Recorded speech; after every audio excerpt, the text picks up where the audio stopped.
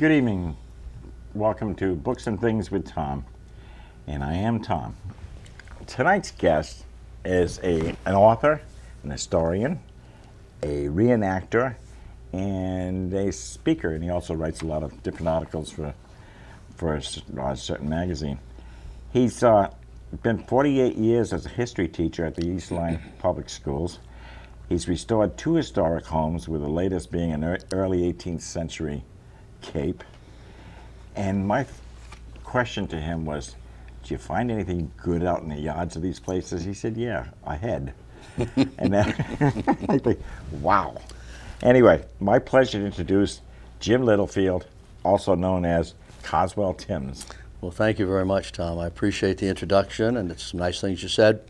Yeah, we found a few things out in the yard. I teach an anthropology course, or have at East Lyme High for the last 15 years. And we were out at Jordan Cove, and we managed to find an 800-year-old Native American, wow, buried 16 inches underground. Oh, wow. Yep, and that was it was October 9th of 2009. I remember it well because there's an awful lot of red tape that goes into finding something like that. But yeah, I mean, that's an example of the kind of things that we have found. It's 15 years and a lot of different kinds of missions that we've gone on. Mm-hmm. But I just turned the program over to a younger fella, and I'm out working now more on my book and on the Coswell Timms character. Now, I should point out that Coswell Timms is a slave catcher from central Georgia, and that's why he's dressed like this today, to show everybody. And he goes out and does speeches as Coswell Timms. I do that. In fact, I did something for the Connecticut Authors and Publishers not too long ago, and yes, and I did a few minutes of Coswell Timms, and if you'd like, I'll do a couple of minutes as him. I would tell you this, Tom, I think I did mention to you before that maybe I didn't mention this, that I had a friend who lived in North Carolina. And when I was putting this character together, first for reenacting, I wanted to do it with a Southern accent. And so I talked to Pat Caudle about it, and I ended out writing my presentation down. I gave it to him, he put it on tape, and I listened to it, and I listened to it, and I listened to it until I tried to get most of the intonation right.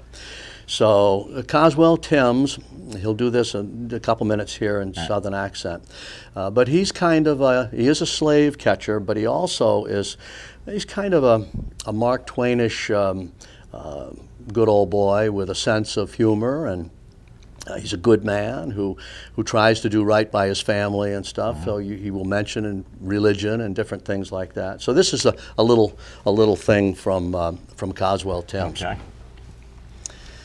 I knew a fella that told me a story one time about a slave catcher by the name of John Newton. Now, maybe you heard of John Newton. He lived maybe 100 so years ago.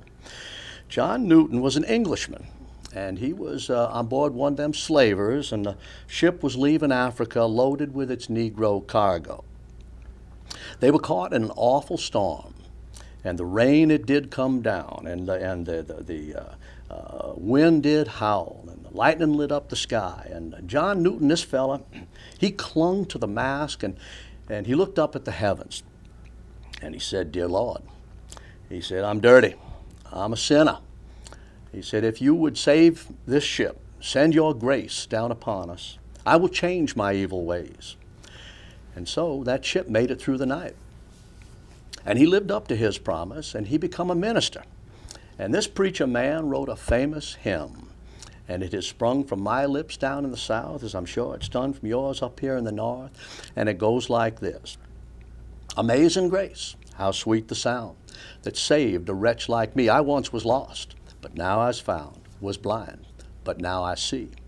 It was this recognition, it was this admission, it was this acknowledgement that he had been doing something wrong that set his spirit free, set him free. And he lived the rest of his days in harmony with his fellow man. So I would offer up that it's a good thing for us we're all sinners, and we all have done things. I have been a slave catcher. I'm sure there are things that have muddied up your soul a bit. But we all live and we all learn. We all live in the grace. That's maybe something Coswell Timms might say. Very good, thank you. Thanks. Thanks. At the Connecticut Authors and Publishers, I was just fascinated with you. You know, you were in there, and I'm listening to it. I'm putting myself in there, and I thought, wow, this is cool. But I'm sure you have a lot of fun doing it. I have a lot of fun doing it. I enjoy, you know, the dressing part of it, and that's part of reenacting. And I enjoy the speech part of it too. There's some with Southern, you have to speak a little slower. And my wife is she's a stickler for history and historical accuracy, and she'll always tell me slow down a little bit, you know, because in the North people talk very fast. In the South, they come ambles along, and it has a very descriptive sort of undercurrent to it all. So I enjoy doing that, and I will do it around the house once in a while, and she will. I heard her talking to one of her girlfriends on the phone. And she says, I never know who I'm going to wake up next to in the morning. She says, he's liable to be gone off into this character or that character. Kind of like Sybil, I guess. Tom. Yeah. But I do enjoy it. I've played this Coswell Timms character, but I also did a disabled Civil War vet called James Rufus Kelly, and I did a Civil War blacksmith, and also a man named Bill Arp, who was a Southern humorist. But they've all been Southern. They've all required accents, and that's kind of what I've enjoyed doing. Wow. Yeah. That's cool.